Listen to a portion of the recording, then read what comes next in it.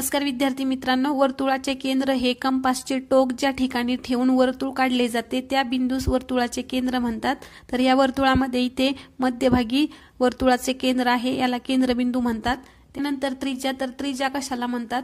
वर्तुळाचे केंद्र आणि वर्तुळावरील कोणतेही बिंदू यांना जोडणाऱ्या रेषाखंडाला त्रिज्या म्हणतात। तर या वर्तुळामध्ये या केंद्रबिंदूपासून वर्तुळाच्या या बिंदूपर्यंत जी रेषा काढलेली आहे या रेषेला त्रिज्या म्हणतात। नंतर वर्तुळाचा व्यास कशाला म्हणतात? तर वर्तुळ केंद्रातून जाणाऱ्या व वर्तुळावरील दोन बिंदू जोडणाऱ्या रेषाखंडास व्यास म्हणतात।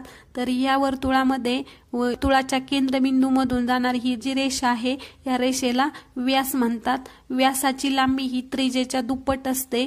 त्यानंतर जीवा कशाला म्हणायचं? तर वर्तुळावरील कोणतेही दोन बिंदू जोडणाऱ्या रेषाखंडास जीवा म्हणतात। तर या वर्तुळामध्ये ए आणि बी ही काय आहे? जीवा आहे।